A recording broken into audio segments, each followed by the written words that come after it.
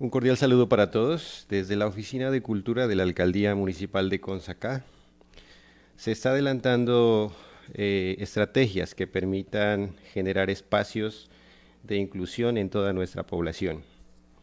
En ese sentido, hemos tratado de dar cumplimiento a nuestro plan de desarrollo en la línea estratégica Calidad de Vida, su componente Consacá Culta por Excelencia y su programa Turismo Sostenible.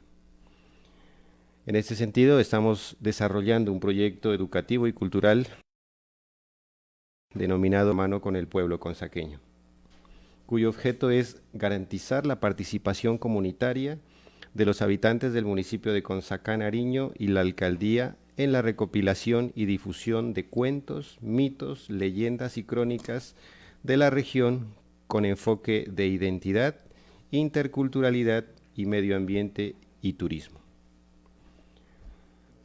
Este proyecto despliega estrategias para que sea muy probable la participación de las personas de cada una de las veredas de nuestro municipio de Consacá.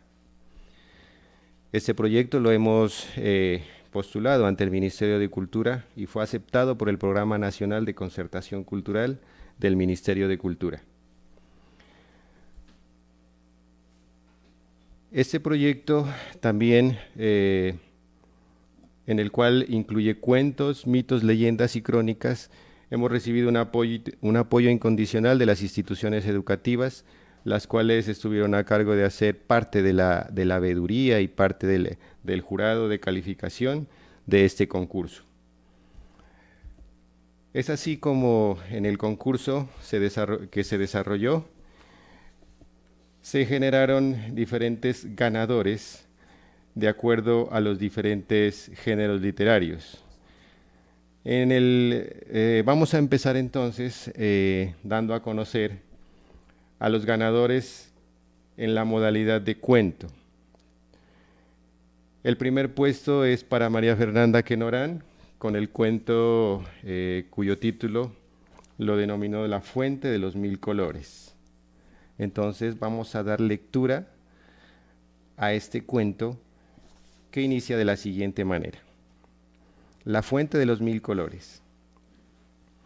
Cuenta la historia fantástica pero real de nuestra tierra consaqueña, que hace muchos años en las tierras altas, donde se encuentran las veredas de La Aguada, Paltapamba y Tinajillas, vivía una señora bastante humilde, cerca de una fuente que generaba a su vez un riachuelo que descendía hasta el torrentoso río Guaitara, pasando por el hermoso valle, llenándolo con la vitalidad de miles de colores. Con el paso inexorable del tiempo, los andares del progreso llegaron a estas bellas tierras con el objetivo de mejorar sus vías y comunicaciones. Se plantaron torres eléctricas, postes de luz, antenas y pararrayos. La población estaba feliz, pero ignorantes de los sentires de toda la fauna y la flora que fue removida y erradicada para dar lugar a su comodidad. ¿Alguno pensó siquiera en los animales que tienen sus guaridas entre los pliegos verdes y enmarañados? ¿Alguno pensó en las flores, árboles y demás plantas? ¿También son seres vivos vivientes que gozan y sufren como nosotros? ¿Alguno pensó siquiera en su desilusión por causa del progreso?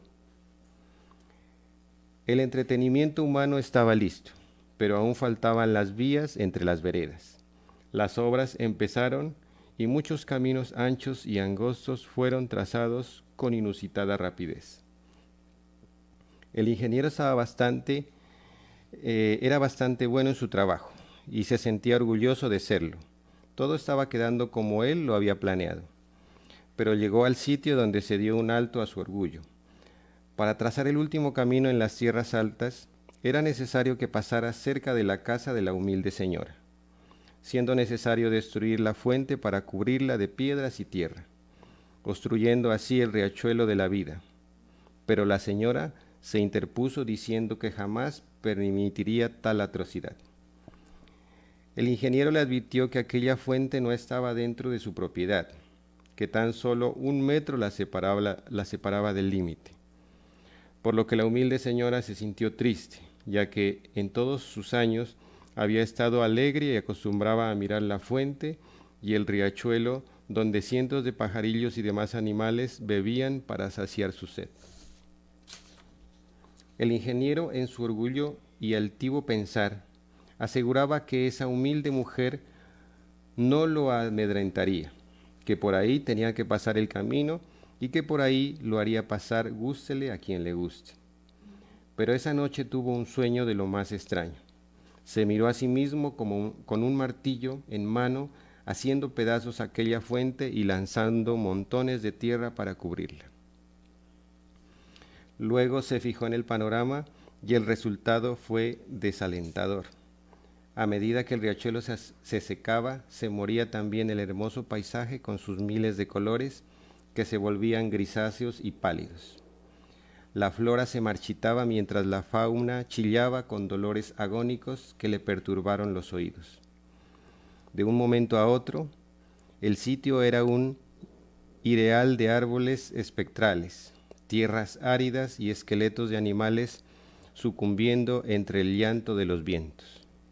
El impacto generó ternura a sus pensamientos y miró con tristeza la escasez de agua del riachuelo, además de maravillarse con todo lo que presenció al ver que el líquido salía de la cabeza de una niña maltratada con los ojos llorosos.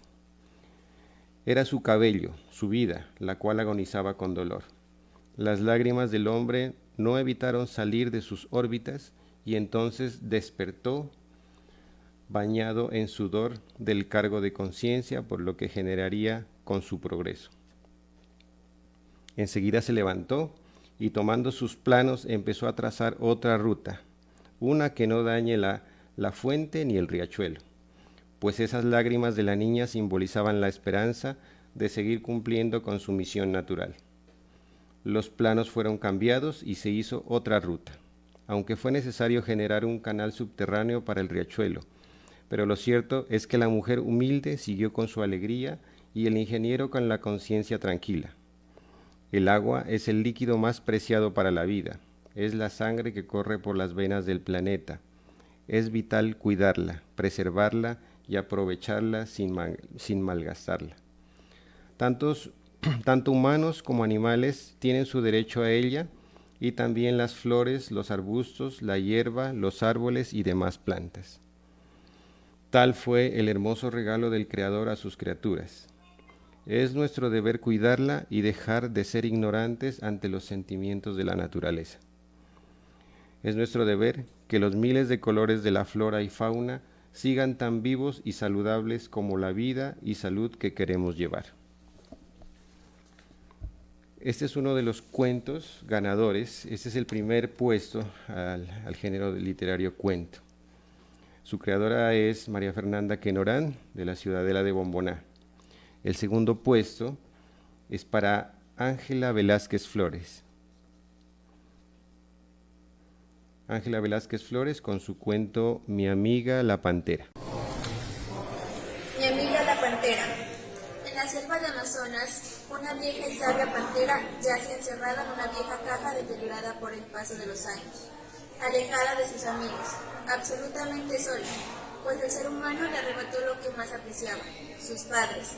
Desde esa jaula ha observado toda su vida, ha visto el comportamiento de ellos y en lugar de sentir rencor, siente lástima y decepción. Hace algunos años, cuando el cazador atrapó una pantera hembra para vender su piel, se dio cuenta que había una cría de ella dentro del tronco de un árbol de cedro. Al observar tan pequeña criatura, decidió observar al pequeño animal. Este cazador tenía una familia y vivía en una aldea al interior de la selva. El hijo del cazador, llamado Yossi, tenía 5 años cuando su papá lo llevó al felino a su casa. Durante mucho tiempo, él se acercaba a observarla, miraba la luna y susurraba una canción que le cantaba a su madre para dormir. Al principio, el niño creía que era normal entender lo que la pantera decía, pero con el paso del tiempo se dio cuenta que era el único que lo podía hacer. Con este don, el niño logró ser un gran amigo de la mayoría de animales que rodeaban la aldea, en especial el mejor amigo de Pantera. Ella tenía mucha confianza con él, por esto le contó en muchas ocasiones cómo jugaba con su madre. También le dijo que en las noches observaba la luna y cuando ellos dormían podían salir a conseguir comida. La llamaba Citali, que significa estrella.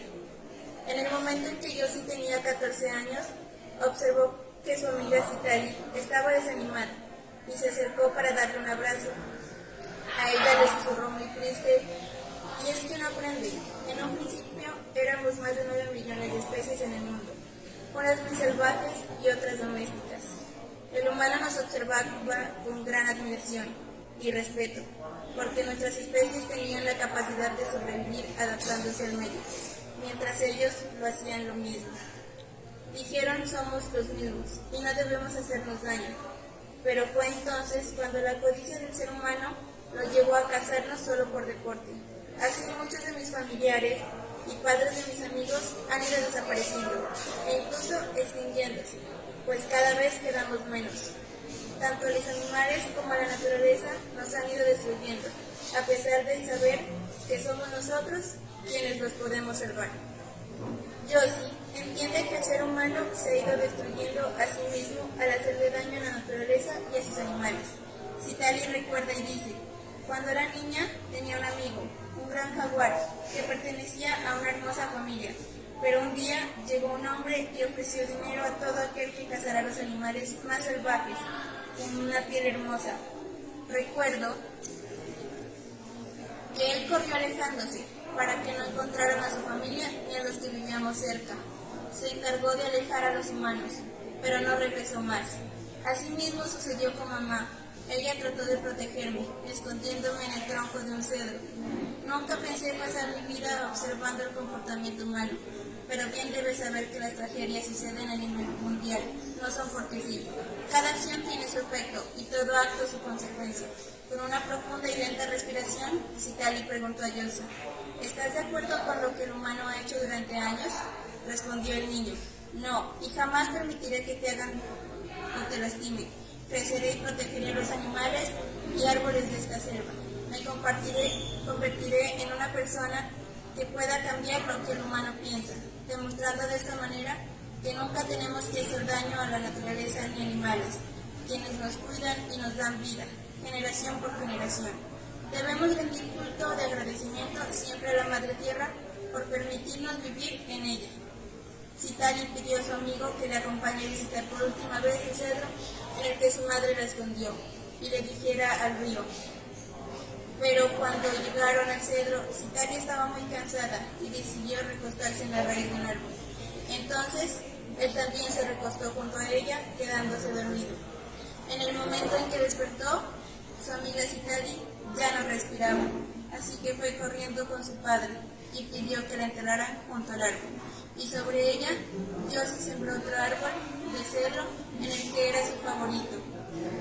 Así es como Josie hoy en día viaja por todo el mundo, contando su historia y haciendo consciente el mundo de sus actos, dejando atrás la caza de animales y destrucción de la naturaleza, para dejar un mejor futuro a nuestras generaciones. Además, visita una vez al año la selva amazónica y pasa horas sentado junto al árbol de Citali.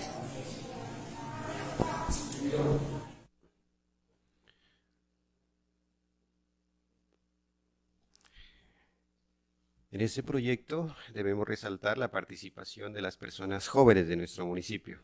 En la modalidad de cuento se inscribieron 9 personas y vamos a dar paso al tercer puesto en esta modalidad, que es para David Alfonso Garzón, con La pequeña jungla encantada.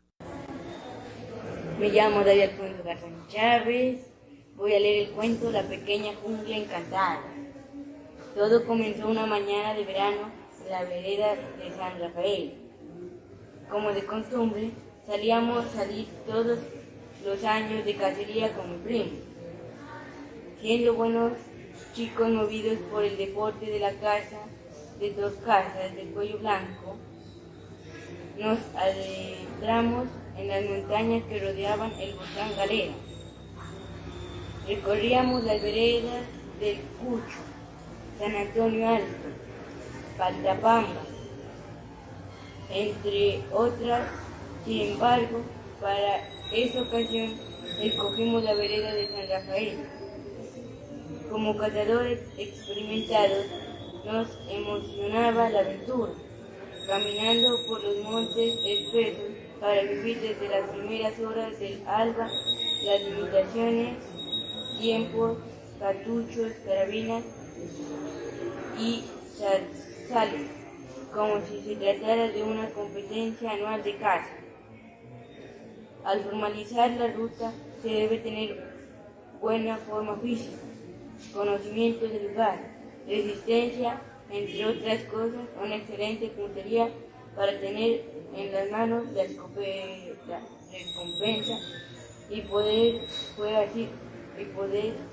disfrutar cada uno de la manera personal el beneficio por el cual tú te aventuras.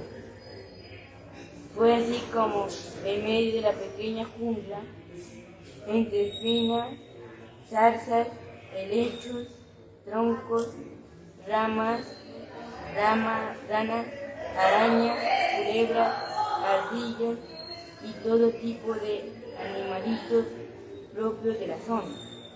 Cuidadosamente mirábamos hacia las copas de los árboles buscando el ave que nos atraía, y luego, en casa, degustar de las delicias de la carne y guisos que se cocina con esa especie.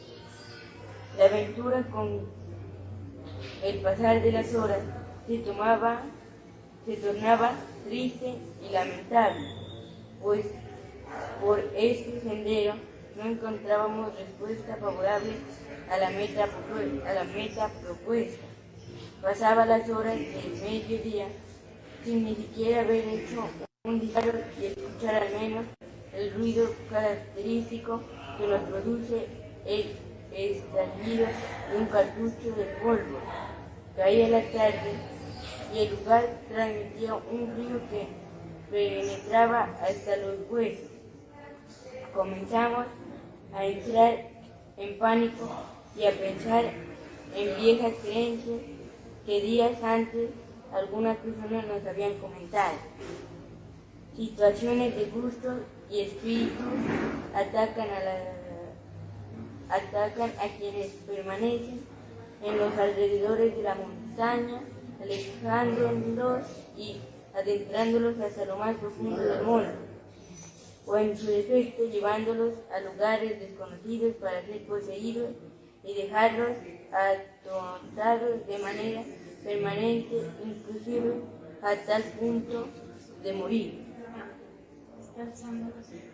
Había llegado el día en que mi primo y yo, movidos por el afán de cazar estas aves, mirábamos un árbol seco sin hojas, el cual estaba repleto de torcasas de cuello blanco, lo que nos emocionó inmediatamente desenfundamos nuestras carabinas, cargamos las armas y en el momento de disparar, mi primo con su carabina de 2 cañones me señaló que miraba hacia el árbol y que estuviese cuidadoso de las aves que caerían en el pie de este.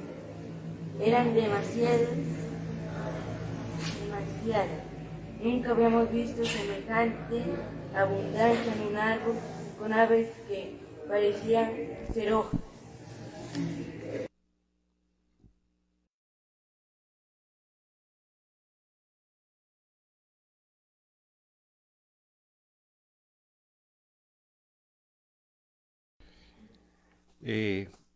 Siguiendo con los ganadores en los diferentes géneros, vamos a continuar con el género literario leyendas. En este género literario debemos resaltar también la participación de 27 personas que se inscribieron. El primer puesto en este género literario es para doña Teresita Estrella, con su leyenda El diablo que se subió a una chiva. Es Teresa de Jesús Estrella, va a leer mi nieta la leyenda de la mala hora. Buen día, a continuación les voy a narrar la historia que le sucedió a mi abuela titulada La mala hora. Hoy en día es muy poco el interés que se les da a las llamadas malas horas, a diferencia de antes, cuando estas eran una terrible realidad padecida a muchas personas. Las malas horas o los malos vientos hacían sufrir a muchos, pero los buenos curanderos siempre estaban ahí, dispuestos para curar a la gente de estas enfermedades paranormales. Ellos siempre decían que era necesario tener cuidado en todo momento, porque existen entidades que suelen moverse durante el día. Pero especialmente estos curanderos aconsejaban que no era bueno salir en altas horas de la noche, puesto que estos espacios de tiempo solían vagar los malos espíritus tales como la viuda, la patasola, el cocopollo, entre otros. La historia que les voy a contar es muy aterradora, la cual fui protagonista. Todo inició en 1985 en Bomboná, un pueblo propenso de desatar casos de malas horas. Eran más o menos las 2 de la tarde. Yo estaba sentada en la puerta trasera de mi casa, mirando el patio a una frijolera que ya estaba en flor, cuando de repente algo blanco semejante a una persona se manifestó ante mí. Lo único que recuerdo fue que me sobresalté, pero no me entré corriendo. En un instante, este comenzó a llamarme. Quería que lo siguiera hasta los pancojeres que estaban ubicados hacia arriba, el abismo, hacia la azufrada. En ese momento no me pude controlar, fue como si me hubiera hipnotizado. Tengo mi mente muy presente que lo seguí. Esto no era normal ni natural. Sin embargo, sea lo que haya sido, me tiró al piso, me revolcó y empezó a rasgarme la ropa. Fue ahí cuando sentí un duro golpe en la cabeza y perdí el conocimiento. Después de lo ocurrido, escuché un relato hecho por mi familia que me dejó conmocionada. Ellos me contaron que me vieron desnuda, aferrada a algo que no podían ver, y que empezó a arrastrarme hacia arriba, posiblemente al precipicio de la azufrada. Que una de mis hijas empezó a llorar y a gritar: «¡Auxilio, auxilio, mi mamita se muere, mi mamita se muere!». Ante esta situación, mis familiares habían corrido para alcanzarme y, según me cuentan, yo empecé a golpearme y atacarlos con puños, patadas, rasguños y mordidas. Además, les escuché que cuando quisieron agarrarme les gritaba insultos con voz que no era la mía, y que les decía que se alejen, que me dejen ir. Sin embargo, ellos no me hicieron caso y comenzaron a rezar y me amarraron de manos y piernas con una manila. Ellos afirman que mi fuerza era tan brutal y que pensaron que rompería las ataduras. Después de un momento de mucho suspenso, habían decidido conducirme a la casa y llamar al curandero del pueblo, el señor Ademelio Zapulles, quien les había dicho que era una mala hora bastante brava, que era un espíritu que quería apoderarse de mi cuerpo, ya que no consiguió llevarme ni matarme en el precipicio. En aquel entonces mi familia pidió ayuda y él se había negado, pero porque sentía mucho miedo, que temía que después del exorcismo esa entidad lo perturbe a él. Luego, ante tanta insistencia y al ver a mis hijas llorando, había decidido ayudarme. Antes de comenzar el ritual, don Ademelio había solicitado a mi marido que le consiguiera aguardiente, agua bendita, 7 machetes, 7 ramas, ruda, altamisa y también 7 tijeras. Mi esposo le consiguió todo e inmediatamente don Ademelio les había pedido a todos que salgan del cuarto, en el que yo me encontraba atada, y que escuchen lo que escuchen, nadie entre, mucho menos lo interrumpan, a menos que él mismo fuese quien abra la puerta. Además de eso, mis familiares cuentan que escuchaban voces aterradoras dentro del cuarto. Pero a medida que el curandero me soplaba y oraba, estos fueron disminuyendo. Finalmente me había calmado y volví en sí. Me sentía débil y adolorida, pero no podía recordar nada. Después de un momento, el curandero abrió la puerta y mi familia entró un poco temerosa, pero no pudo evitar en darme un gran abrazo. Ante esta ayuda no nos quedó más que agradecerle, sin duda alguna, un inmenso error.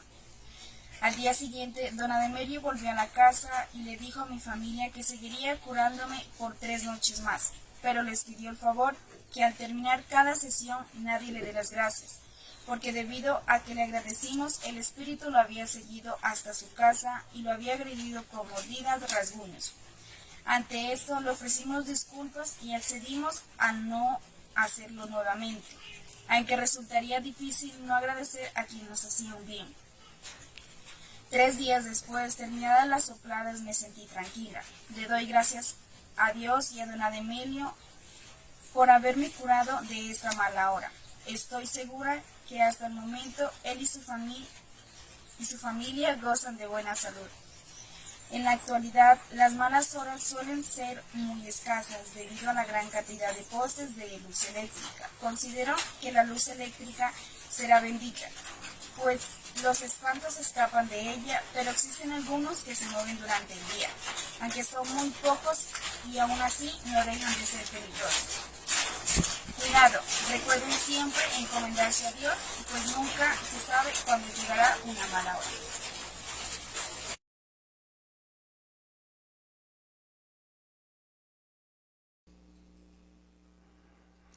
Continuamos dando a conocer los diferentes ganadores en este concurso del cuento. En el género literario leyendas tenemos como segundo puesto, a Margie Rojas con La vieja del monte.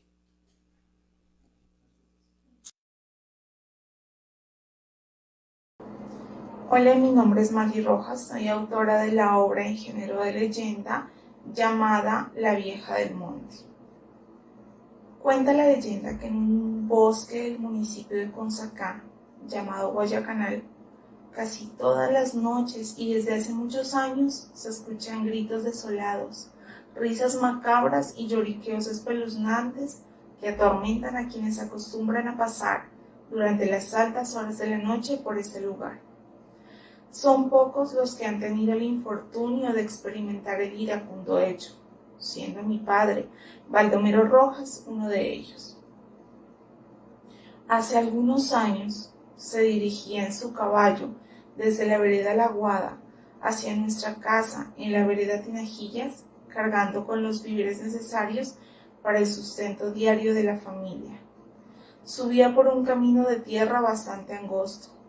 Era una noche oscura, tenebrosa, y un silencio extraño lo invadía todo. Pero los susurros de un viento anormal y presagioso fueron incrementándose a medida que subía y se acercaba al bosque. El hecho le trajo a su mente recuerdos de historias macabras contadas por sus vecinos sobre la vieja del monte, increíblemente verídico, pero de las que siempre había dudado. Al llegar y entrar en el bosque, el viento dejó de susurrar para soplar con fuerza y agitar las ramas de los árboles, intentando destruir lo que encontraba a su paso. El caballo empezó a inquietarse y levantar sus patas delanteras. Baldomero intentó calmarlo, pero no lo consiguió. El viento no dejaba de soplar con fuerza y el brioso animal, soltando sus amarras de la mano de su amo, echó a correr disparado camino arriba, desapareciendo en la densa oscuridad de la lejanía. A pesar del vacío generado por la soledad, Baldomero, aguerrido como un buen campesino, decidió proseguir. Pero al poco tiempo escuchó a unos 20 metros detrás el llanto de una mujer. Se sobresaltó, pero no quiso alarmarse. No quería pensar en algo sobrenatural ni darle crédito a las palabras de sus vecinos. Por lo que, empuñando su machete y agarrando 2 piedras, dio media vuelta y regresó. Quería averiguar de quién se trataba, pues una parte de su ser le hacía pensar en una broma hecha por sus amigos. Pero un viento gélido, mezclado con unas monstruosas carcajadas, le hicieron sentir un terrible escalofrío.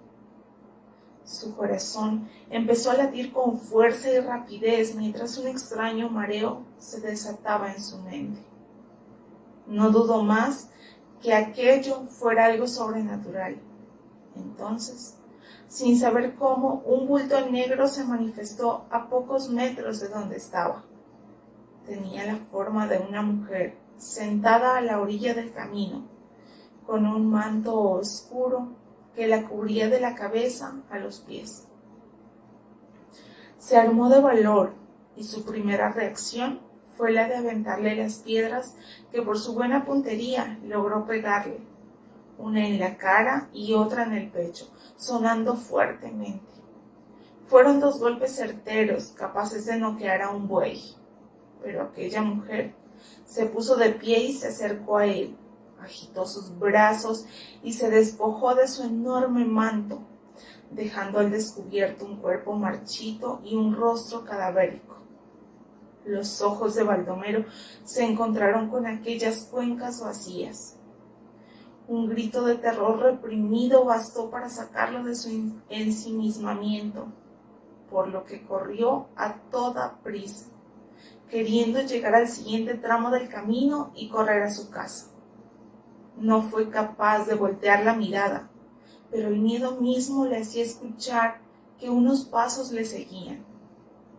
Si sobrevivía, estaba seguro que ni la amnesia de la vejez le haría olvidar aquel nefasto momento. Cuando al fin logró salir del bosque de Guayacanes, fue consciente del cansancio de sus piernas. Era como si hubiera corrido por varios días, así que se sentó en una piedra grande que estaba al lado del camino. A pesar del susto, necesitaba descansar, al menos un poco, para recobrar el aliento, pero volvió a ser presa del horror cuando aquella mujer chilló y rió a sus espaldas, paralizándolo en contra de su voluntad. 1000 sensaciones de extraña desesperanza le invadieron como dardos lanzados desde el infierno. Era evidente que no quería dejarlo ir, al menos no tan fácilmente. Aunque el miedo lo mortificaba, fue consciente de su falta de fe, así que comenzó a rezar a Dios, pidiendo que aquel ser se alejara de él. Tal fue el poder de la oración que no tardó en moverse a cabalidad, empuñar su machete y hacer frente a la espantosa vieja, que ya estaba a menos de 2 metros de él. La señal de la Santa Cruz, deteniendo así su avance, por lo que se alejó corriendo, mientras un horripilante grito de furia se desentonaba a sus espaldas. Al darse cuenta la cercanía de su casa, así como de su caballo junto a ella, sintió un gran consuelo, y aunque el miedo no desaparecía completamente de su ser, agradeció a Dios por haberlo ayudado. Contó a su familia lo ocurrido, quien de inmediato le sopló con aguardiente, ramas de ruda, artemisa y zarapanga por 3 noches para quitarle el mal aire. Esta fue la primera y única vez que mi padre, Baldomero Rojas, escuchó y miró a la llamada vieja del monte. Otros como él dan testimonios de ella, incluso yo, su hija. La he escuchado llorar desde el patio de mi casa, en algunas noches más tenebrosas. A pesar del paso de los años, son varios los que no se atreven a cruzar por el bosque cuando la noche está por caer. Pero puede haber algunos escépticos que no creen en nada de esto.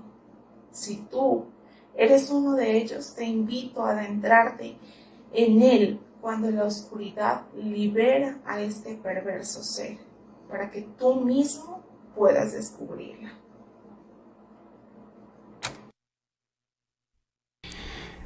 En los diferentes géneros literarios a los cuales se inscribieron las personas para el concurso, hubieron 3 ganadores en cada modalidad. Ahorita estamos en leyendas. El tercer puesto fue para la señora Blanca Velázquez con El cielo caído. Mi nombre es Blanca Velázquez de la vereda Rumipamba y hoy les quiero compartir esta leyenda que es una historia del ángel caído que sucedió en la vereda Rumipamba. El ángel caído. Cuando yo era una niña de más o menos 9 años, vivía en una choza de paja al pie de la cascada, junto al trapiche del señor Alfredo Flores de la vereda Rumipamba. Al atardecer, cuando el sol se ocultaba entre las cortinas de las montañas, iba deprisa, agitando mis largas trenzas, a escuchar las historias de la señora Carmela. Tomándonos un café junto al fogón de la cocina, comenzábamos a oír atentamente el relato. Ella comenzó diciendo: en el año 1960, cuando la vereda no era muy bien poblada y los árboles y cafetales cubrían la mayor parte de la población, se comentaba que en el pie de la cascada habitaba el ángel caído o duende, y que éste rondaba por todos los espacios solitarios y boscosos. Muchas veces escucharon los toques del tambor, al igual que dulces melodías, las cuales salían de las oscuras aguas de la cascada. Los que en algún momento lo vieron dicen que su tamaño era de unos 50 centímetros. Su cabeza estaba cubierta de rizos dorados, sus pies hacia atrás sin dejar ver su rostro, pero todo apuntaba a puras fantasías de la gente. En fin, nada concreto. En el trapiche la molienda cada vez exigía más. Había que trabajar hasta altas horas de la noche.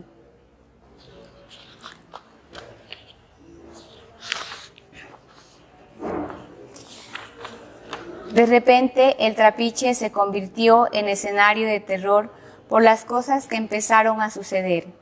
El miedo se apoderó de los trabajadores, las risas de chicos jugando que se escuchaban a medianoche, el pito del carro sonaba sin que nadie lo activara, las herramientas de trabajo desaparecían, las colas de los caballos aparecían trenzadas y una energía extraña nos cubría como niebla. Hace algún tiempo teníamos como huésped a Demelio, un jovencito que estaba entre los 16 y 17 años de edad. Él era muy apuesto, piel blanca, ojos claros, cabello castaño y muy varonil. Desempeñaba el trabajo demoledor de la caña. Una madrugada, como de costumbre, se levantó con el canto del gallo, se colocó su ropa de trabajo y con un tinto en el estómago subía al lugar de la molienda y siempre estaba en compañía de los demás trabajadores. Pero un día algo extraño había sucedido. El motor se encontraba desbaratado y la manivela había desaparecido. De repente, Ademelio, con una mirada extraña, comenzó a gritar: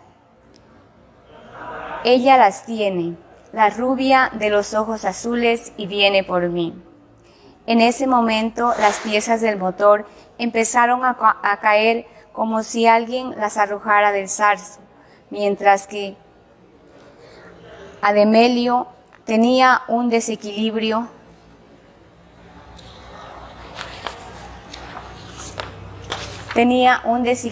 total. Despavorido, con dirección hacia la cascada, nadie podía detenerlo. Lo atamos de pies y manos porque su fuerza era mayor a la de dos hombres juntos. Con ojos sobresaltados, su boca estaba llena de espuma como la de un perro rabioso. Lo llevamos a la habitación, tomando un Santo Cristo, un manojo de ruda, agua bendita y un collar de ajos. Justo ahí empecé a invocar a Cristo Jesús para que alejara a ese espíritu maligno que poseía su cuerpo. Con los ojos sin parpadear, enmudeció ante el relato de una historia que se tornaba tan real.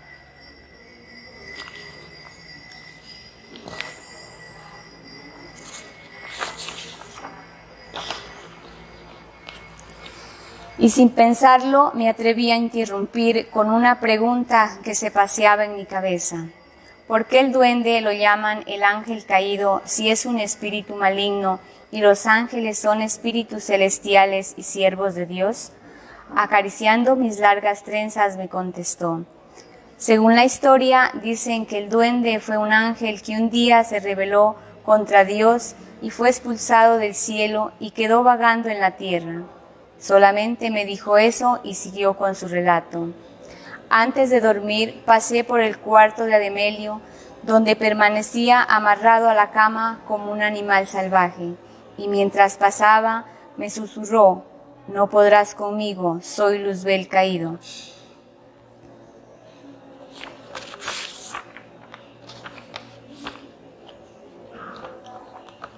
En ese momento me sentí aterrada, pero tomé valor y sin dejarme vencer por el miedo empujé la puerta, mientras el corazón se me hacía pedazos al mirar la imagen de su rostro. Cada día se marchitaba por las continuas palizas que recibía, y todos los actos que realizaba solo servían para enfurecerlo más. El tiempo transcurría cada vez más rápido, y él se desvanecía como un trozo de hielo ante el calor. Sin encontrar otra solución, empecé a escudriñar en mis libros sagrados, los cuales dicen que los ángeles fueron príncipes celestiales y que tocaban instrumentos musicales al igual que entonaban bellas melodías. Recordando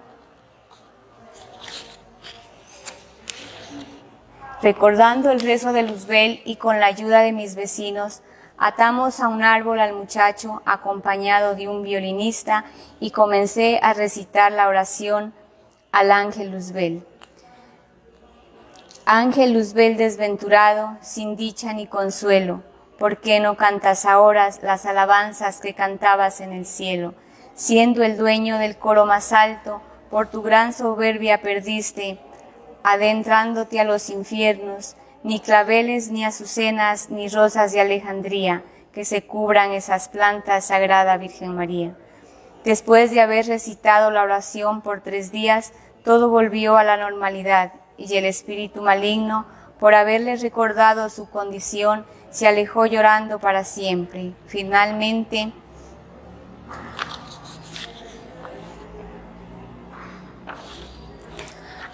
Ademelio, con algunas falencias, continuó trabajando por los meses siguientes, para luego marcharse y nunca volver a saber de él. Una vez terminamos de escuchar esta historia, jamás volví sola a la cascada, pero se sabe que en la actualidad todavía hay personas que han presenciado estos sucesos y siguen transmitiendo la leyenda de generación en generación como real y verdadera. Gracias.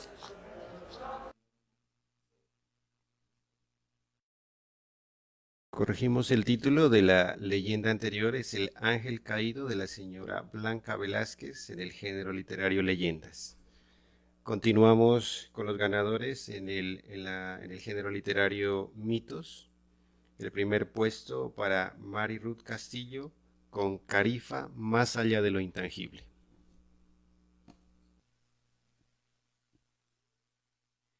Buenas tardes, queridos amigos. Mi nombre es Marirut Castillo Mora, soy consaqueña orgullosamente, pertenezco a la vereda San José del Salado. Participé en el concurso Memorias de la mano con el pueblo consaqueño en la modalidad de mitos. Valga esta oportunidad para agradecerle al señor alcalde y a todos sus organizadores por darnos la oportunidad de dar a conocer la cultura y el talento de nuestro pueblo. El nombre del mito, Carifa, Más allá de lo intangible, en honor y en memoria a mi padre, que fue un hombre maravilloso. Hace 10 años está en el cielo con Diosito, pero siempre vivirá aquí en mi corazón. Dedicado a mi héroe invencible, que luchó incansablemente para llenar con sus superpoderes el hogar de su princesa, para pintar de colores y alegría hasta los días más grises y nublados, al mejor de los padres que vivirá eternamente en mi corazón. Carifa, más allá de lo intangible. Y estaba allí, imponente, majestuoso, desafiante, digno de admirar, Urculina, sí, Urculina, el león dormido, que cuando despierta ruge con fuerza ante la furia del viento, que resuena en sus entrañas. Son las voces de ecos de aquellos que intentaron conquistarlo y quedaron atrapados en la magia misteriosa que encierra Urculina. Cual huracán que arrasa su paso, todo lo que encuentra hasta hacerlo desaparecer de la faz de la tierra.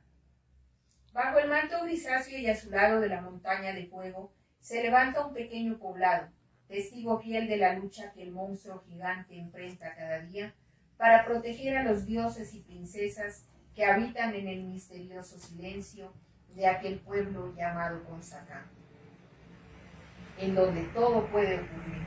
Lo encierran los más grandes e indescifrables misterios, como en aquel día de mayo, cuando Majaro, acompañada del ocaso, visitó el cementerio del pueblo y descubrió bajo la capilla a una solitaria mujer que aparentaba descansar, con el pelo en cascada hacia adelante y su mirada perdida en el piso. Seguramente salió de su tumba para encontrar la paz que algunas almas viajeras buscan ansiosas para alcanzar la eternidad. Caripá, un luchador invencible, cuyos poderes sobrepasan el límite de lo natural y de lo humano, había sido elegido por Urculina como guardián de aquel poblado. Tenía superpoderes, y con el solo hecho de mover su mano, la tierra temblaba sin piedad, infundiendo miedo y zozobra en todos los seres vivientes. Urculina le concedió a Caripá un precioso regalo, nada comparado con aquellos poderes fantásticos. Esta vez era algo mágico, maravilloso, que sin proponérselo hacía latir a mil el corazón de Caripá y transformarlo en pétalos de tiernas y bellísimas rosas. Era su hija Majaro, alegre, traviesa, alocada, aventurera, capaz de colorear con su sonrisa hasta la noche más oscura y tempestuosa. Cuando Urculina le concedió poderes y libertad a Caripá, lo hizo con la única condición de que jamás los usaría para hacer daño, por más crítica y grave que sea la situación. Y así, él cumplía día a día con su misión, hasta que cierta mañana Majaro se presentó ante sus ojos como la más hermosa aparición, convertida en una doncella mística, comparable a Afrodita y encantadora como Venus. Pero no estaba sola. La acompañaba un apuesto príncipe llamado Ribet. Al parecer, hacían una muy armoniosa pareja. Majaro se había enamorado perdidamente de Ribet a primera vista, sin averiguar la procedencia de aquel hombre. Caripá se mostró desconcertado y con mucho sigilo envió a sus emisarios para saber las intenciones de Ribet. Y oh sorpresa, Ribet había sido enviado para matar a Caripá, dejar a Urculina desprotegido y así robar sus energías, poderes y tesoros. Majaro no tenía ni la más remota idea de lo que pasaba, pero la situación despertó la ira en Caripá y sin consultar con Urculina levantó la mano sin piedad e hizo que la tierra temblara, provocando huracanes y centellas. Ribet, al verse descubierto, utilizó también sus poderes para defenderse y voló hasta Urculina para descargar sus rayos destructores. Pero en ese instante Urculina despertó a su león interno y dejó salir piedras, lava, cenizas y toda su furia, convirtiendo a Consacán en el más espeluznante escenario de una guerra fría, enfrentando dioses y héroes enfurecidos para salvar sus más preciados tesoros. Ribet, al sentirse en riesgo de perder la batalla, tomó prisionera a Majaro y huyó. Cuando llegó a la calma, Caripá se encontraba destrozado y a la vez confundido porque había fallado Urculina al utilizar sus poderes para atacar a Ribet. Urculina hizo desaparecer los poderes de Caripá, obligándolo a tomar una posición netamente humana para recuperar a Majaro. Pasó días, noches y meses buscándola sin dar con su paradero, hasta que estando casi al borde de la agonía a orillas del río Azufral, aparece Musaro, la diosa del amor, madre de Majaro, quien levanta en sus brazos a Caripá y como si fueran en una alfombra mágica, vuelan hasta Urculina para pedirle ayuda. Urculina perdona a Caripá y le devuelve sus poderes, pero además le indica el lugar donde está Majaro. Caripá y Musaro rescatan a Majaro sin darse cuenta que su corazón está en manos de Ribet, quien al ver que se llevan a su prisionera, se enfrenta nuevamente a Carifá, pero él decide esta vez no pelear con sus poderes sobrenaturales, sino con su amor de padre, y pide a Rivet que no haya guerra y que se fuera con ellos para así ser feliz junto a Mafaro. El amor todo lo puede, y Rivet accede a la propuesta del padre de su amada doncella, devolviéndole su corazón y regresando donde Urculina. Urculina ante la situación le dice a Carifá que no pueden estar juntos y que la única solución para ello sería enviarlos a otro lugar donde tendrían que asumir las consecuencias. Carifá aceptó y de repente la tierra volvió a temblar. Urculina rugió con todas sus fuerzas y los arrojó sin piedad como plumas que danzan en el aire. Pero todo sacrificio vale la pena, si de alguna manera podemos alcanzar los sueños y anhelos, aunque no suceda como se los esperaba. Tras la tormenta llega la calma, y ahí estaba Mafaro y Rivet flotando en el aire como mariposas bailarinas en un lugar seguro, pequeño, cálido y hermoso, San José del Salado. Ese era el destino de Carifá, que gracias a Urculina terminó convertido en una piedra gigante, al igual que Mozart. Allí, en San José del Salado, cuando la noche cae, los rayos de luna descansan sobre una enorme piedra, dejando ver una ardiente hoguera y una pareja tomados de la mano, simulando sombras inquietas. Y a su alrededor danzan alegres dos mariposas que destellan luces brillantes que juguetonas se elevan hasta el cielo y luego se vuelven con su encantador donaire para confundirse después entre las luces de las llamas de la hoguera.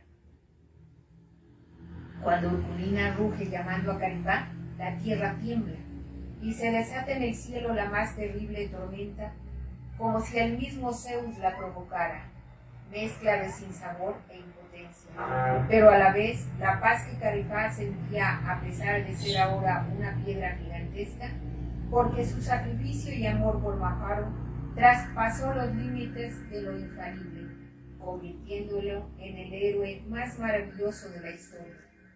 Pues los héroes, como Carifá, existen, y sus superpoderes están también en su corazón. Ah, y cuando pases por San José del Salado, no olvides voltear la mirada hacia aquella piedra, cuyo origen viene de una gran historia de amor. Te envolverá el calor de aquella hoguera y la magia de aquellas mariposas. Muchas gracias.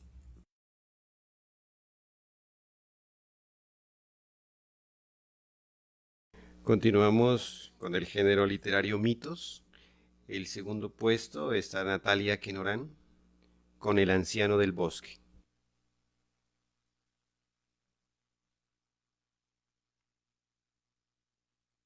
Quenorán, yo participé en el concurso Memorias de la mano con el pueblo consaqueño en la categoría de mito. A continuación les voy a leer mi relato. El anciano del bosque.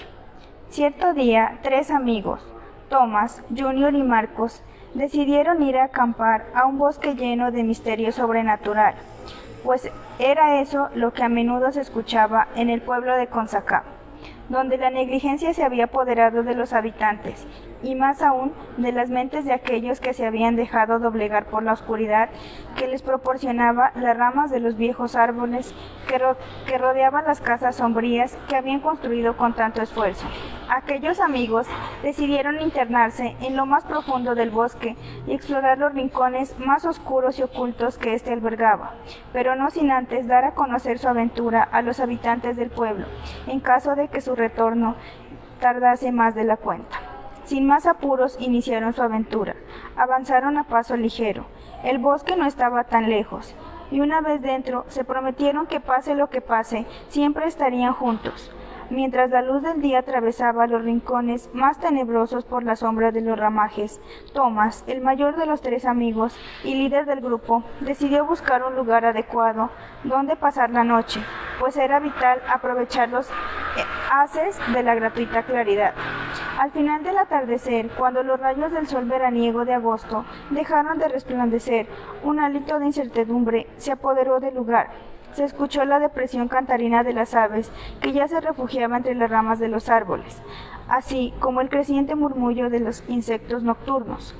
Cada sonido transportaba la mente de los exploradores a regiones innominables, pero su reto consistía en vencer al terror que destilaba la oscuridad del bosque. A pesar de la exhaustiva búsqueda, no encontraban un lugar adecuado para acampar, solamente tierra inestable invadida por la maleza. La hambruna y el cansancio empezaron con sus afanes de dominio. El desespero comenzó a asediarlos, pero fue una inesperada oleada de terror la que los invadió. Una voz tenebrosa se escuchó entre la tenebrosa espesura. «Sé que están aquí, sé que están aquí». La voz era tan penetrante y ardua que atravesó cada rincón de su ser. Junior y Marcos se asustaron tanto que empezaron a tartamudear. No se podían ni mover. Thomas, como era el mayor, se encontraba un poco más calmado, pero en el fondo también temblaba, aunque lo disimulaba para animar a sus compañeros. De repente todo se calmó, pues la voz misteriosa no resonó, quedando solamente el sonido del viento en compañía del murmullo de los insectos.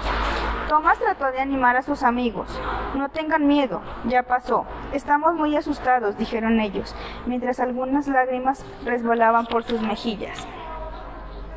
Thomas sacó una pequeña lámpara que traía en su mochila de fique, la cual había tejido su madre cuando tenía 5 años, y con sus manos temblorosas trató de encender un fósforo húmedo provocado por la frialdad que desprendía el rocío de la noche. Cuando logró por fin encender su lámpara y dar luz al ambiente, él y sus 2 amigos se llevaron una gran sorpresa. Junto a ellos estaba un anciano enjuto y tembloroso. Su barba era larga y de color dorado como el oro, empapada de pequeñas gotas de agua semejantes a perlas. Sus ropas sucias y viejas lo hacían ver como un pordiosero de otro tiempo. Junior y Marcos se levantaron perplejos y gritaron «¡Ayuda! ¡Ayuda!», y trataron de correr, pero su amigo Thomas les dijo «Tranquilos muchachos, no corran, es solo un anciano que seguro necesita de nuestra ayuda». Los chicos se detuvieron, pero el miedo no los abandonó del todo. «Señor, ¿qué hace en este lugar?», le preguntó Thomas, con mirada piadosa y escrutadora. «Estoy muy cansado», contestó el anciano, «y también hambriento. ¿Me podrían dar un poco de comida? Es que no he consolado mi estómago en varios días». «Claro, señor, con mucho gusto», asintió Thomas. Junior y Marcos, aunque no dejaban de temblar, se acercaron con lentitud. «¿Por qué anda en este sitio tan alejado?», se atrevió a preguntar Junior. El viejo sonrió al percibir que el miedo en los chicos iba decreciendo, pero enseguida respondió: «Hace mucho tiempo mis hijos me abandonaron en este lugar. En mis tiempos teníamos que salir a cazar para podernos alimentar. Desde entonces habito por aquí». A lo que respondió Marcos con el ceño fruncido: «¡Qué malvados! ¿Acaso no sentían tristeza? ¿Cómo pudieron ser capaces de abandonarlo?». «No te preocupes, niño», dijo el anciano, esbozando una enorme sonrisa, pues era obvio que en los chicos había decrecido el miedo. «Me las arreglé para sobrevivir y me gustó quedarme por aquí». «Señor, tome un poco de agua de panela para que se abrigue», le dijo Thomas, tendiéndole una taza. «Debe de estar con mucho frío». «Gracias, hijo», dijo el anciano y bebió hasta la última gota. Los 3 muchachos decidieron hacer una fogata para poder calmar el frío, cenar y dar un poco de luz al lugar. Entonces se sentaron junto al anciano. «Señor, ¿por qué no nos cuenta una historia mientras comemos?», solicitó amablemente Tomás. «Seguro que debe saber muchas». «Sí, por favor», suplicó Junior sonriente. Sí, cuéntenos una», dijo Marcos emocionado. «Está bien», asintió el anciano mientras comía. «Escuchen con atención lo que les voy a decir. En este bosque existe un tesoro muy bien custodiado. Muchos han estado aquí, pero jamás lo encontraron. Tanto buscaron, pero sus esfuerzos fueron inútiles. Querían dejar atrás la miseria y el abandono, en el cual estaban sumergidos, pero lamentablemente querían reemplazarlos por la codicia, la envidia y demás maldad que albergaba en sus corazones, por causa de la negligencia. Por ello, nunca lo encontraron. Pero yo sí lo hice, y soy el único que puede sacarlo a la luz, pues he trabajado con amor, y solo así he podido conseguirlo. Ustedes superaron la voz tétrica y me ayudaron, así que se los entrego. Espero que lo que han escuchado lo cuenten a los habitantes del pueblo». Dicho esto, el anciano cenó y se marchó, pero no caminando, sino desvaneciéndose, como niebla a través de los viejos árboles, dejando varias monedas de oro regadas por allí. Los chicos quedaron sorprendidos y se miraron el uno al otro como si hubiesen despertado de un magnífico sueño, pero haciendo a un lado cualquier tipo de ambición. Recogieron las monedas en la mochila, con excepción de una, y las enterraron a un lado del sitio donde estaban acampando. No era prudente permitir que su resplandor despierte la codicia de los demás. Al siguiente día volvieron y decidieron contar lo vivido a los habitantes del pueblo, pero con la excepción del oro que enterraron. El dinero obtenido por el canje de la moneda les sirvió para comprar tierras que trabajarían y darían para trabajar, y así ganar lo necesario con el fruto del esfuerzo. Los chicos enseñaron las palabras del anciano a cada habitante del lugar, haciendo que cultiven sus tierras con amor y honradez, y valoren sus esfuerzos, logrando salir de la miseria en la que se encontraban por causa de la negligencia. Así que desde entonces toda la comarca respira aire de elogio y felicidad. En el género literario de mitos tenemos en el tercer puesto a don Sofonías Rosero con su mito Historias de los indígenas antepasados, municipio de Consacá.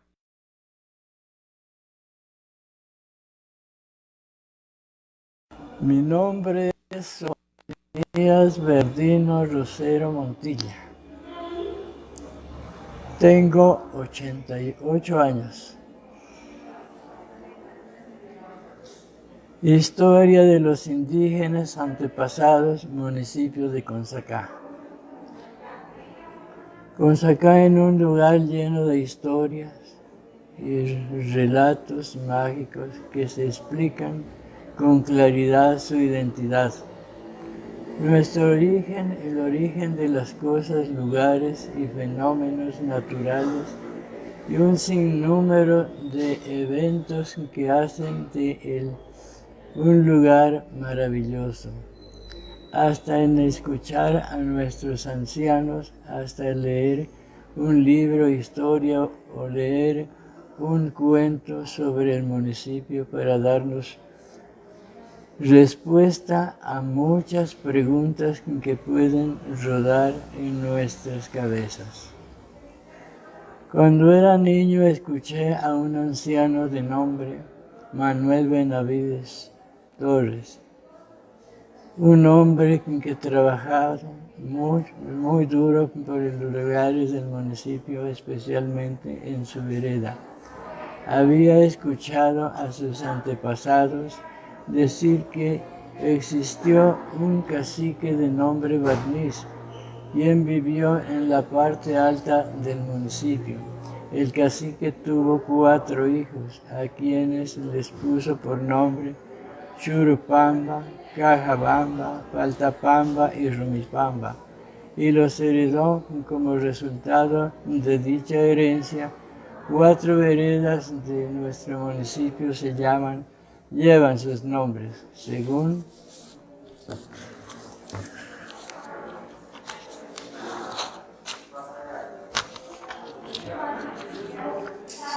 don Manuel, creador de la Junta de Acción Comunal del sector de la vereda en la cual vivía hace mucho tiempo, se llamaba en una parte Barniz.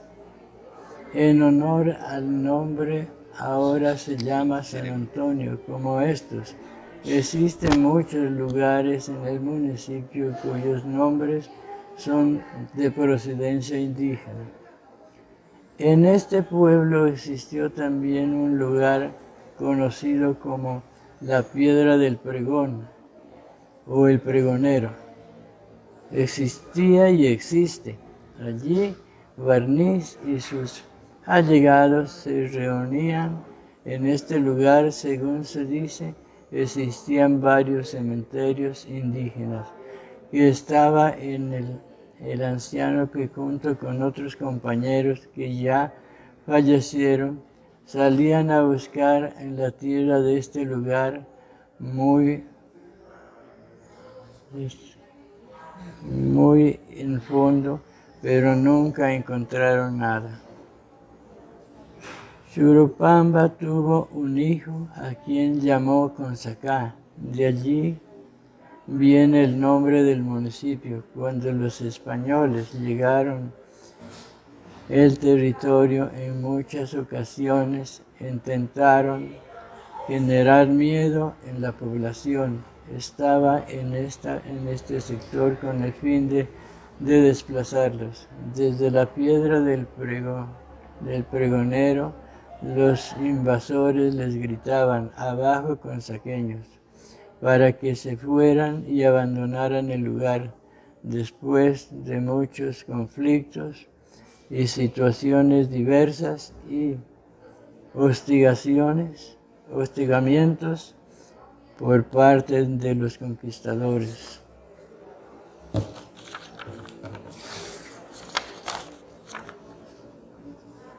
Consacá fue trasladado a lo que hoy se conoce como Churupamba, al lugar en donde se encuentra el municipio actualmente.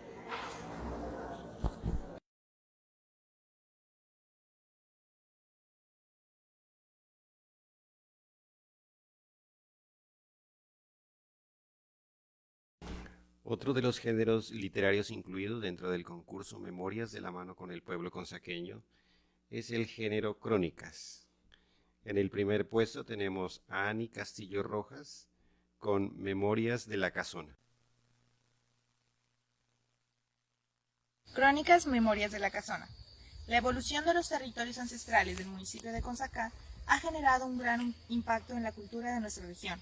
La hacienda San Antonio de Bomboná es una clara muestra de ello, puesto que pasó a ser un conglomerado de chacras, estancias o asentamientos de nuestros ancestros, los indígenas quillacingas, a convertirse en una hacienda de grandes proporciones gracias a la conquista española, que generó un cambio en la forma en la cual vemos hoy en día nuestro municipio. Todos los acontecimientos históricos ocurridos allí son un adicional para la historia colombiana. En la Gran Casona, ubicada en la parte céntrica de la gran hacienda y posteriormente usada como hospital para los soldados heridos resultantes de la famosísima batalla de Bomboná, se ve reflejada la cultura española en arquitectura y modelo del habitáculo. Para comprender la historia es necesario recurrir a sus inicios. El Consacá de hoy en día no era el mismo del entonces tiempo colonial. El territorio que comprende nuestro municipio perteneció geográfica y culturalmente al pueblo quillacinga, del sector central o interandino, que abarcaba esencialmente desde el este del río Guaitara hasta el valle de Atriz, compartiendo territorio con los indígenas pastos y quillacingas de la montaña.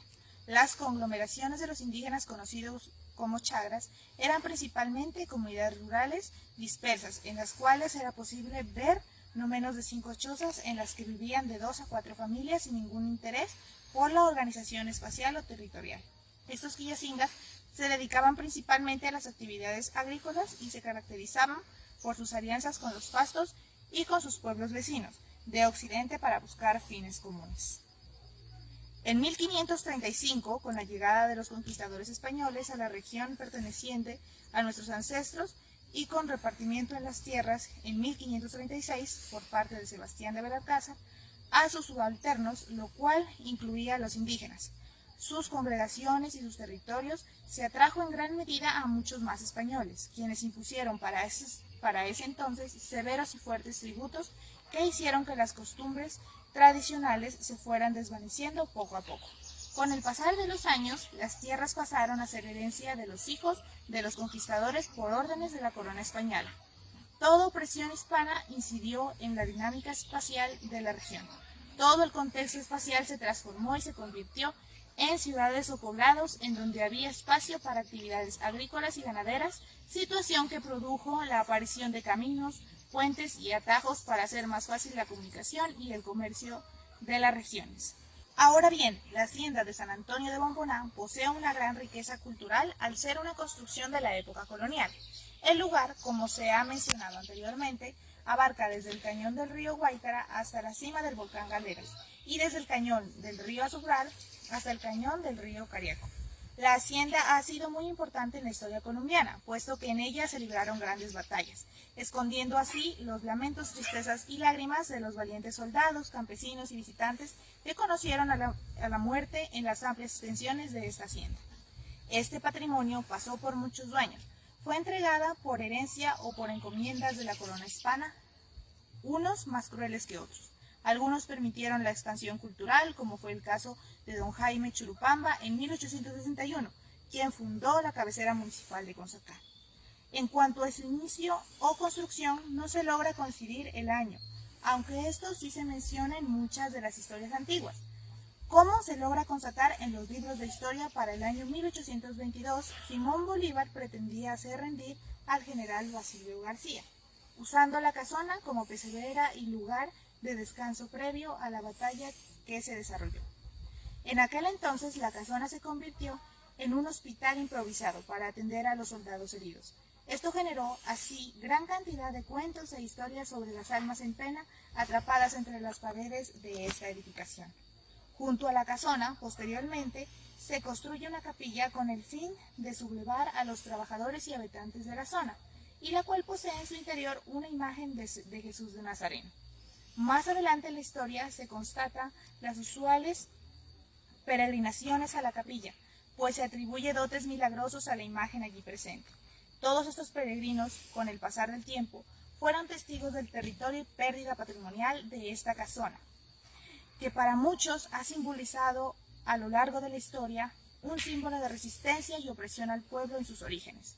Es inevitable, al ver los despojos de esta gran casona, remitirnos a aquella época, que dio origen a nuestro amado municipio, un municipio que recuerda a los suyos y ha sabido guardar en su memoria colectiva estos terribles hechos llenos de un pasado de sangre, sudor, dolor y gloria, que han formado el carácter de todo un pueblo que hasta el día de hoy lucha fuerte por cada uno de sus ideales. En la actualidad, esta casona es una fuente ineludible del turismo y atracción por propios y visitantes, ya sea por lo bueno o lo malo de aquel mágico lugar que evoca en muchos el recuerdo de nuestros antepasados, al poder encontrar en ella objetos de un gran valor cultural y de pertenencia de la región, así como se ha podido observar rasgos y muestras que se niegan a dejar ese mítico lugar que alguna vez fue habitado y lleno de vida. Al momento de entrar por ese gran sendero, se recuerda y respira un antiquísimo aire cargado con todas las memorias ancestrales de los trabajadores indígenas y chusmeros, que pelearon por sus tierras y sus pertenencias, y de aquellos que se decían llamar los héroes de la patria, que no eran más que unos asesinos de cuerpo y de mentes brillantes.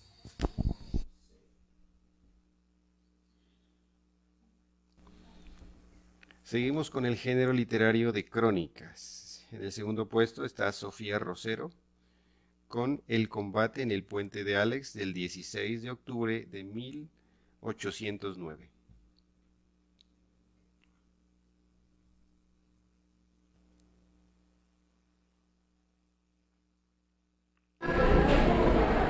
Buenas tardes, mi nombre es Sofía Rosero, participante del concurso Memorias de la mano con el pueblo consaqueño en la modalidad crónica, y voy a dar lectura de mi crónica llamada Combate en el puente de Álex del 16 de octubre de 1809. Desde la llegada de los españoles al hoy territorio americano en 1492 y hasta las llamadas guerras de independencia sucedidas a principios del siglo XIX, se presentaron movimientos en los cuales se reflejaba el descontento ante las atrocidades cometidas en contra de los nativos del Nuevo Mundo, inclinaciones que en su mayoría fueron aniquilados por las autoridades de turno. Durante la noche del 9 de agosto y la madrugada del 10 del mismo mes, en 1809, en casa de la señora Manuela Cañizares, una dama quiteña comprometida con la causa independentista, se llevó a cabo una reunión con un grupo de personas conformada por nobles criollos, doctores, marqueses y del clero local, con el objetivo de organizar una Junta Suprema de Gobierno, sin importar que en ese momento se encontraban en medio de una convulsión originada en diferentes puntos de la geografía americana, especialmente en Quito, ciudad de aquel entonces era la capital de la Audiencia y Cancillería Real. En horas de la mañana del 10 de agosto, esta Junta de Gobierno derrocó a los españoles, que gobernaban por intermedio de la llamada Real Audiencia, presidida en ese entonces por don Manuel Urriés, conde de Ruiz de Castilla. Esta nueva junta fue conformada completamente por criollos, quienes designaron como autoridades principales a Juan Pío Montufar, segundo marqués de Selva Alegre, en el cargo de presidente de la junta, y a José Cuero y Caicedo, obispo de Quito, como vicepresidente, pero ejercían el poder en nombre del monarca español, es decir, seguían respetando la autoridad de un lejano rey de España y en el fondo perseguían los cargos públicos en el Nuevo Mundo, ocupados hasta ese entonces únicamente por españoles.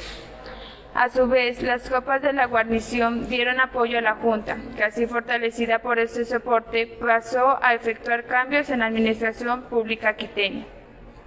6 días después de derrocar a los españoles, las nuevas autoridades convocaron a un cabildo abierto, en el que concurrieron todos los estamentos sociales de Quito, quienes aprobaron lo ejecutado por la Junta del régimen. De esta manera se ratificaba el deseo de independencia del gobierno español. Una de las primeras acciones del nuevo comité creado fue la organización de un ejército regular que marchaba sobre los entonces provincia de Pasto, buscando anexar sus territorios del Ecuador. El 9 de octubre se conoce en Pasto la noticia de esta invasión, por lo cual se ordenó cuidar los pasos del Guaitara. En el Puente Real se situó a Angulo con el capitán Blas de la Villota y en Veracruz y Cariaco al capitán Ramón Zambrano y Santa Cruz y al subteniente Francisco Zambrano y Santa Cruz, a quienes luego se les enviaron un refuerzo de 100 hombres. Días después, para ser más exactos, el 13 de octubre, llegó al punto llamado México, a las riberas del río Guaitara, frente a la población entre Funes, el ejército quiteño con 300 soldados, donde existía un paso de Terabita. Las fuerzas ecuatorianas venían bajo las órdenes de los capitanes don Javier Ascasubi, don Manuel Zambrano Donoso y Monteserrí.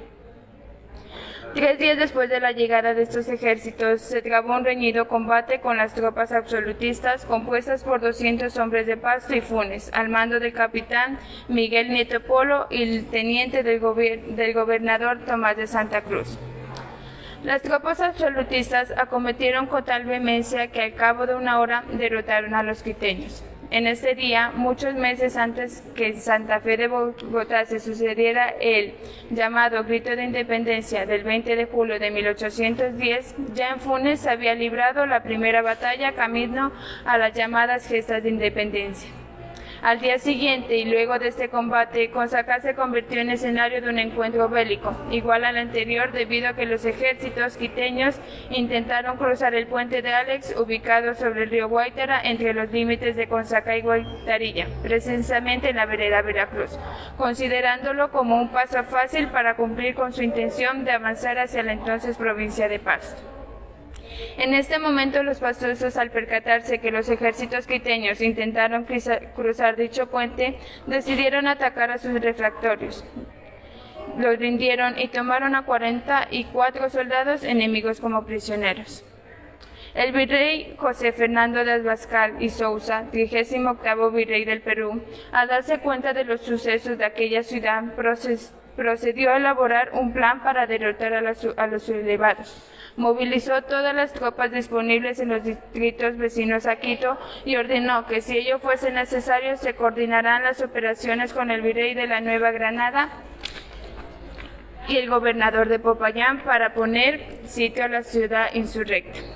Además, envió desde Lima un cuerpo de mulatos y mestizos, el que, a las órdenes del coronel Manuel Arredondo, cercó a Quito por el oeste, y a su vez Miguel Tacón, gobernador de Popayán, organizó la cometida desde el norte. Un año después, siendo el 2 de agosto de 1810, 32 de los participantes en la revuelta fueron encarcelados y luego asesinados por órdenes del conde Luis de Castilla. Seguido este acto de ejecución de los patriotas, las tropas coloniales comenzaron a disparar contra el pueblo que se encontraba en las calles cercanas y algunos respondieron con fuegos de fusiles y escopetas contra estas fuerzas coloniales. Un nuevo combate empezó. Los sublevados disparaban hasta que fueron obligados a retroceder y esta vez la revolución había sido vencida. El 28 de agosto de 1810, luego del iniciado del ataque de la ciudad de Quito, la Junta capitulaba y reasumía el cargo del presidente de la Real Audiencia, el conde Luis de Castilla. Este acontecimiento se cataloga como uno de los de mayor importancia vital en el desarrollo de las gestas de independencia, que sucedieron en gran parte del territorio americano, el cual tuvo su centro en Funes y Consacá, el cual, si bien ha sido olvidado por la historia colombiana, reflejaba el descontento general durante esa convulsionada época y logró sembrar las semillas que culminaron con los movimientos a lo largo y a lo ancho de la geografía americana, logrando loables contiendas. Por último, Consacá, denominado con justicia como Rincón Histórico de Colombia, ha sido protagonista principal en los vaivanes bélicos del convulsionado territorio nacional, con movimientos y acontecimientos que han repercutido en el mismo desarrollo nacional.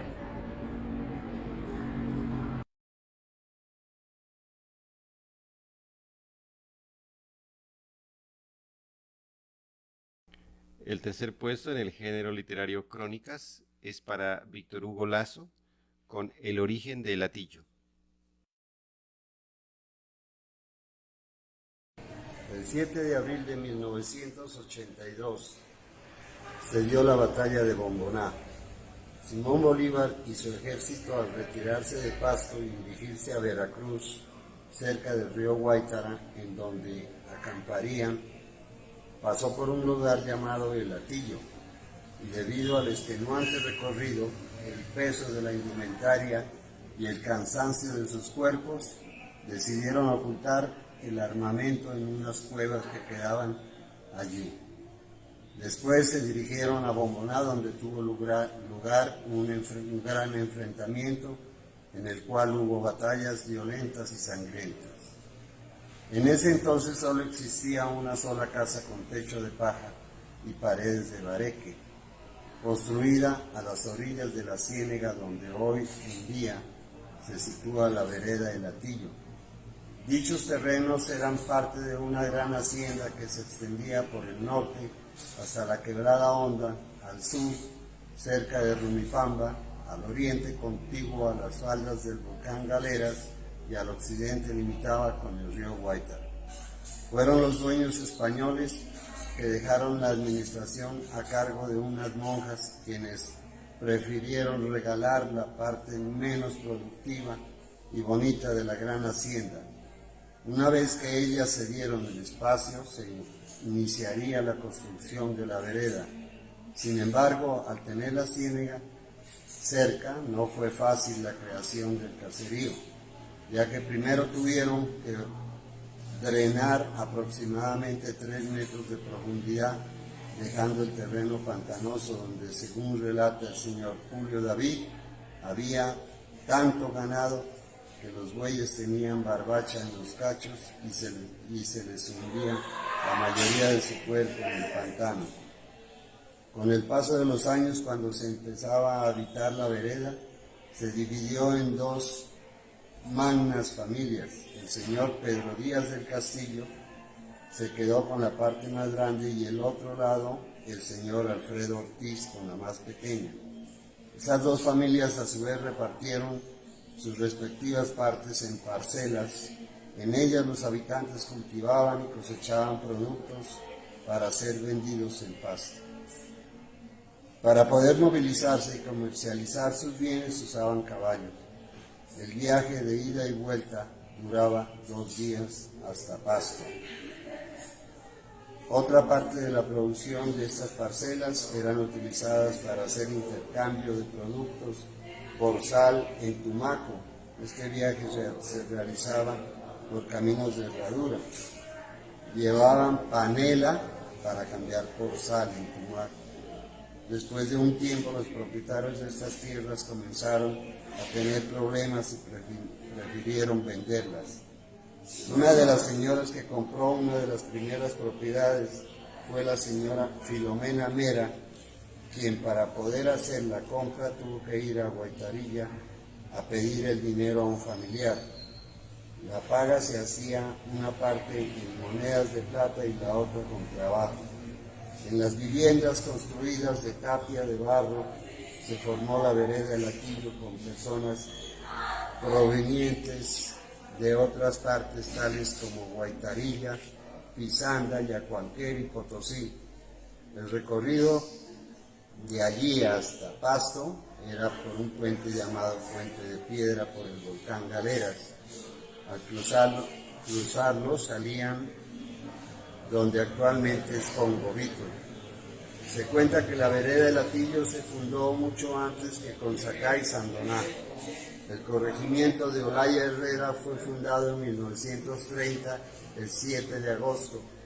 En ese entonces se construyó Se constituyó con las veredas del Guabo, el Edén, el Salado y Brisas del Guaitara. Su división política y administrativa estaba desde la Quebrada Honda hasta Rumipamba, orillas del río Guaitara y faldas del volcán Galeras. Se contaba con un corregidor quien era el encargado de ayudar a la solución de problemas de las veredas. Así se dio la formación de las inspecciones de policía en los corregimientos. La vereda del Latillo no contaba con acueducto, pues tenía una pila comunitaria para el consumo de la población. El primer acueducto fue gestionado por los señores Miguel López y el profesor Ángel María Laza, quien era el rector de la concentración Ospina Pérez. Este lugar ahora es la Concentración de Desarrollo Rural, pero en ese entonces era la Federación de Cafeteros, donde la mayoría de los jóvenes pertenecientes a las veredas del municipio de Consacá se preparaban de forma académica y agropecuaria. Cabe destacar que el acueducto al que llegó esta vereda no se le ha cambiado y se sigue consumiendo el agua que proviene de una ciénaga, terreno que fue donado por la Federación de Cafeteros. En la actualidad la vereda El Latillo cuenta con una Junta de Acción Comunal que fue creada el 2 de julio de 1998 con personería jurídica 557.